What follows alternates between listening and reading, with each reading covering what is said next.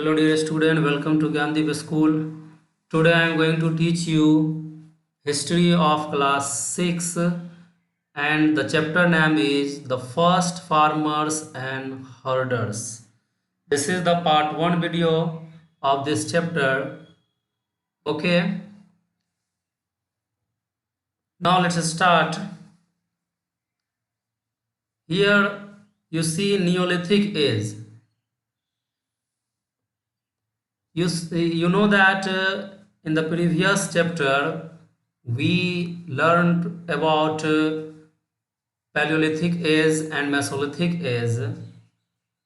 It means previous chapter में हम लोग ये देखे थे स्टोन एज को 4 कैटेगरीज में डिवाइड किया गया था,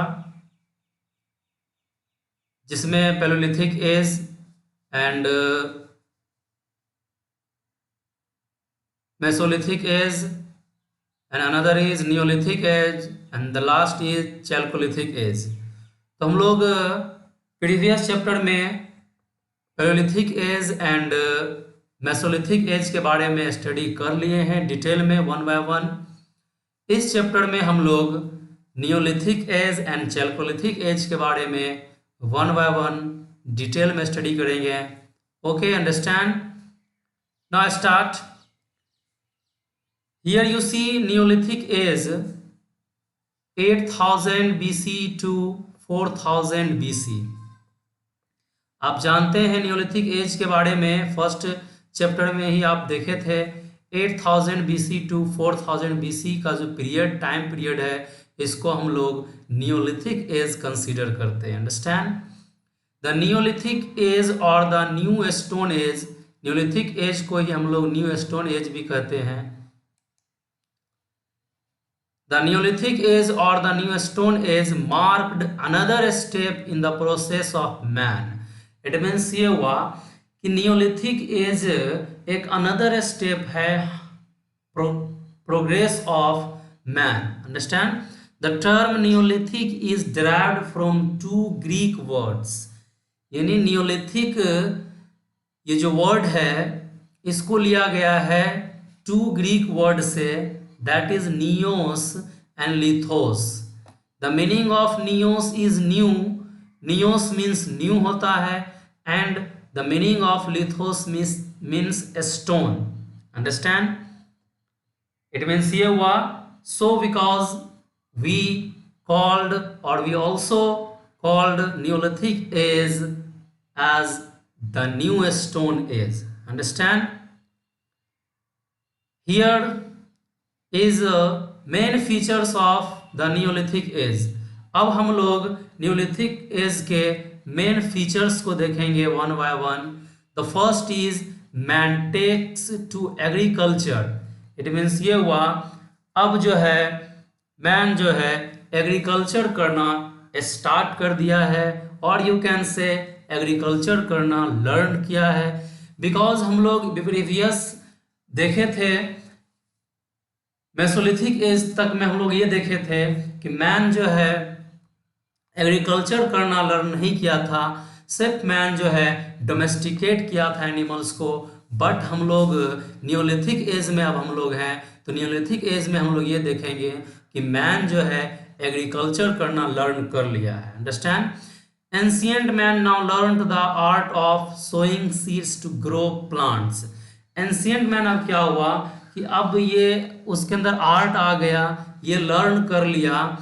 सोइंग सीड्स, सीड मीन्स होता है बीज. बीज को सॉइल में रखने के बाद किस तरह प्लांट ग्रो होता है ये लर्न कर लिया.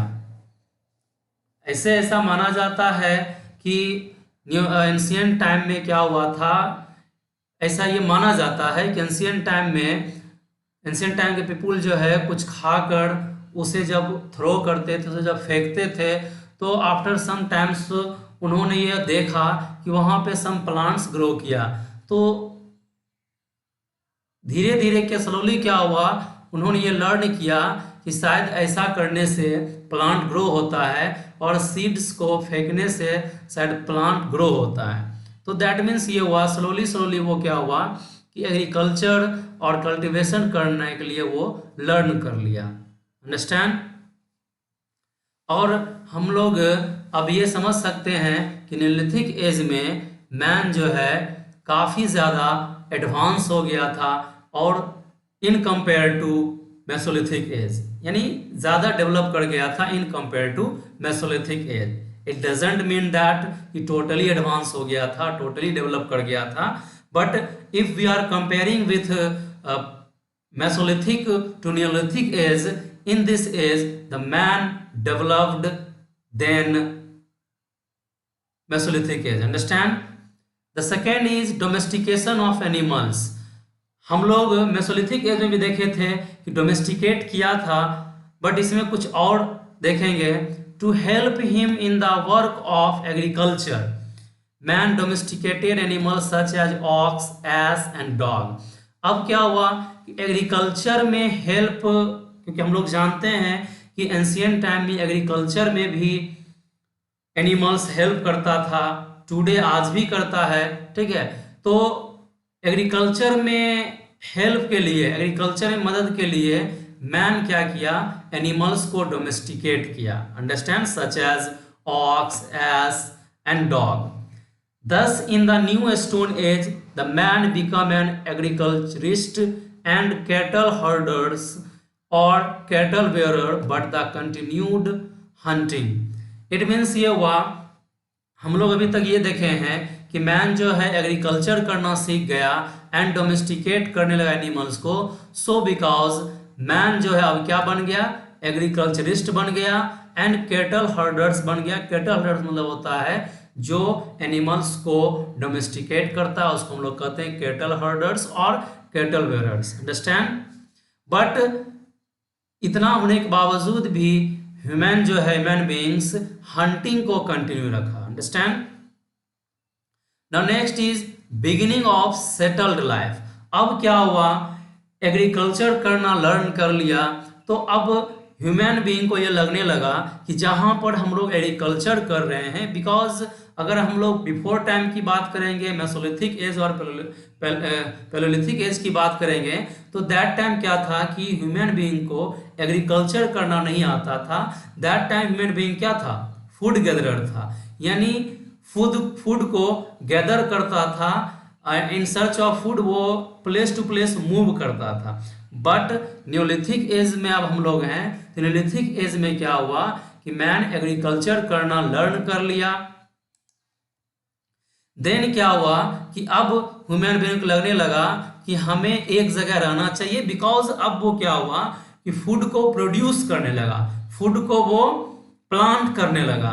तो अब लगने लगा कि हमें क्या करना चाहिए, एक परमानेंट लाइफ, और या फिर हमें अपने फील्ड, यानी जहाँ पे हम कल्टीवेशन करते हैं वहीं पर हमें रहना चाहिए।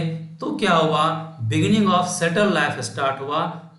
Then the knowledge of agriculture brought a great knowledge in man's life, यानी जब एग्रीकल्चर के बारे में ह्यूमन बीइंग सीख गया, तो देन क्या हुआ कि एक ग्रेट चेंज आया हम लोगों के लाइफ में। Man now began to lead an easy and settle life.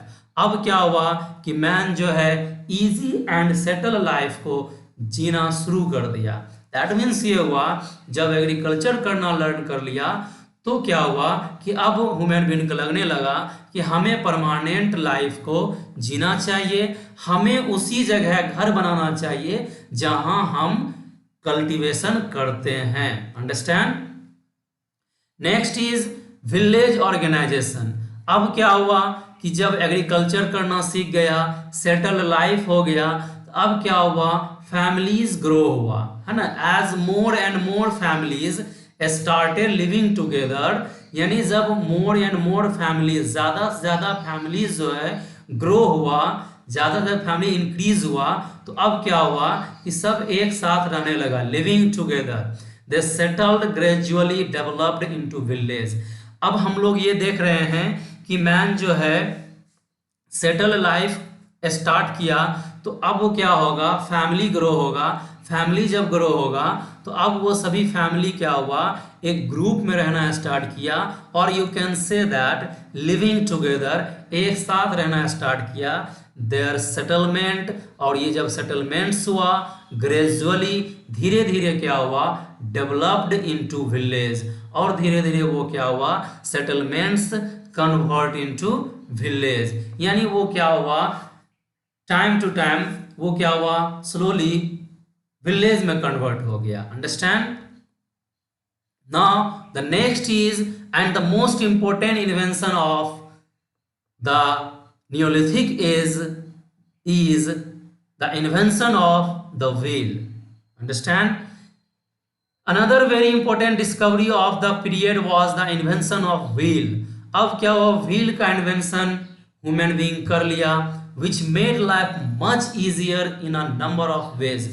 अब क्या हुआ, अभी तक हम लोग ये देख रहे थे human being जो है one place to another place जाता था by yourself, खुद से वो जाता था, बट क्या हुआ, जब व्हील का इन्वेंशन ह्यूमन बीइंग कर लिया, अब क्या हुआ, उसका लाइफ जो है बहुत ही ज़्यादा इजी हो गया अदर वेज में। अब क्या हुआ कि मैन जो है व्हील के हेल्प से कार्ट बनाया और उससे one place to another place जाने लगा। कार्ट बना के उसे एनिमल्स में अटैच कर दिया, एनिमल्स उसको खींचने लगा। दैट मीन्स ये हुआ कि ह्यूमन बीइंग का लाइफ जो है स्लोली और ग्रेजुअली और ही ज्यादा मच इजी हो गया। अंडरस्टैंड? मीन्स अब व्हील का यूज जो है वो आर्ट में भी करने लगा। नेक्स्ट हम लोग आगे देखेंगे कि व्हील का यूज वो आर्ट एंड क्राफ्ट में कैसे किया। क्लियर है? Next is extensive use of fire. हम लोग ये देखे थे फायर का जब इन्वेंशन हुआ था तो उस समय फायर कैसे ग्रो होता है, फायर का कैसे मेकिंग होता है, वो लर्न करना सीख गया। ग्रेजुअली क्या हुआ कि धीरे धीरे ह्यूमन बीइंग जो है ये लर्न कर लिया कि फायर का और क्या ज़्यादा यूज है, यानी एक्सटेंसिव यानी ज़्यादा यूज करना सीख गया फायर का।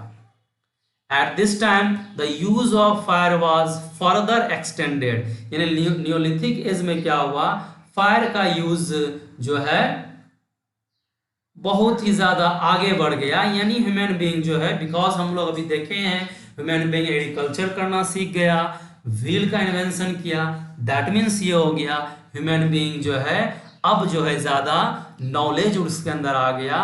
तो अब क्या हुआ, फायर का यूज करना और ज़्यादा वो सीख गया, तो क्या हुआ, उसका लाइफ और ज़्यादा ईजी बन गया। दैट मीन्स ये हुआ it served the purpose of cooking food different varieties. अभी तक हम लोग ये देखे थे कि फायर का यूज करता था तो वो क्या करता था, एनिमल्स को किल करता था एंड देन क्या होता था, उस फायर से एनिमल्स को बर्न करता था, उसके बाद उसे खाता था। बट फायर का यूज करना और ज्यादा वो सीख गया। तो अब क्या हुआ, डिफरेंट वेराइटीज का फूड को वो बनाना स्टार्ट किया। अंडरस्टैंड? दैट मीन्स ये हुआ कि अब जो है ह्यूमन बीइंग का लाइफ और ज्यादा इजी होने लगा। क्लियर है? Next is poetry and other arts and crafts. Before the invention of wheel के इन्वेंशन के बिफोर, है ना, व्हील का इन्वेंशन जब ह्यूमन बीइंग नहीं किया था, हैंडमेड पोएट्री वाज यूज्ड, यानी हैंडमेड जो है पोएट्री यूज होता था। दैट मीन्स ये हुआ कि हम लोग जो खाने में यूज करते हैं तो उसी को हम लोग पोएट्री कहते हैं। और दैट टाइम क्या हुआ कि मिट्टी का, सॉइल का वो बनाता था ह्यूमन बीइंग हैंडमेड। बट जब व्हील का इन्वेंशन हुआ तब क्या हुआ, आप देखते होंगे, आप जब विलेज एरिया में जाते होंगे या अगर आप विलेज में हैं तो आप देखते होंगे कि व्हील को रोटेट करके एक कुम्हार जो है क्या बनाता है, पोएट्री बनाता है। आप देखते होंगे दिपली बनाता है, दीप बनाता है और डिफरेंट वैरायटीज का you can say that tools बनाता है। तो वो क्या होता है, व्हील्स को देखते हैं रोटेट करता है। तो ये एंशिएंट टाइम से ही चलता आ रहा है, उसी के बारे हम लोग यहाँ देखेंगे। लेटर ऑन क्या हुआ, व्हील का जब इन्वेंशन हुआ, man used potter's wheel, potter wheel को यूज करने लगा टू मेक पॉट्स। अंडरस्टैंड? पहले क्या था, before the invention of wheel, handmade यानी हैंड से ही, हाथ से ही बनाता था पॉट्स। बट जब व्हील का इन्वेंशन हो गया, देन क्या हुआ कि व्हील्स को ही रोटेट करके उससे क्या करने लगा, पॉट्स बनाने लगा। आई होप कि आप व्हील को कैसे रोटेट करके पॉट बनाना स्टार्ट किया आप समझ गए होंगे, बिकॉज अभी प्रेजेंट टाइम में भी व्हील को रोटेट करके आप देखते होंगे पॉट्स बनाया जाता है। Understand. Now next is religious belief. अब क्या हुआ, धीरे धीरे मैन का जब माइंड ग्रो हुआ तो उसके अंदर कुछ ना कुछ नॉलेज आया। दैट मीन्स ये हुआ, the Neolithic man was still puzzled. Puzzled means confused. अगर आप नहीं जानते हैं तो इसे राइट डाउन कर ले नोटबुक में। Puzzled means confuse, puzzled about certain natural phenomena. अब क्या है कि नियोलिथिक मैन जो है कुछ चीजों को लेकर पजल्ड था, कंफ्यूज था। वो कौन सा चीज था, thunder, lightning, earthquakes, floods etcetera. यानी थंडरिंग जब होता था, लाइटनिंग जब होता था, फ्लड आता था, तो इसके लेकर वो कंफ्यूज था कि ये सब होता कैसे है, हाउ इज इट हैपन, ये कैसे होता है। That brought about destruction he, that means ये हुआ कि ये इससे मतलब डिस्ट्रक्ट हो जाता था, मतलब बर्बाद हो जाता था उसका हाउस वगैरह।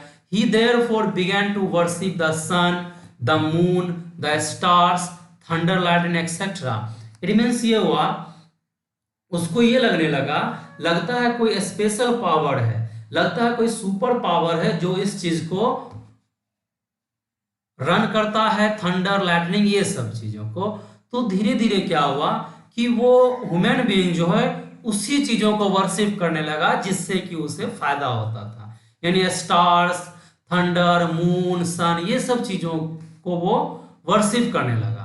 ही now began to think that there was some super power which control all this forces. यानी अब ह्यूमन बीइंग जो है ये सोचने लगा कि कोई तो जरूर एक सुपर पावर है जो ये सभी फोर्सेस को कंट्रोल करता है, और यू कैन से दैट ये सभी एक्टिविटीज को कंट्रोल करता है।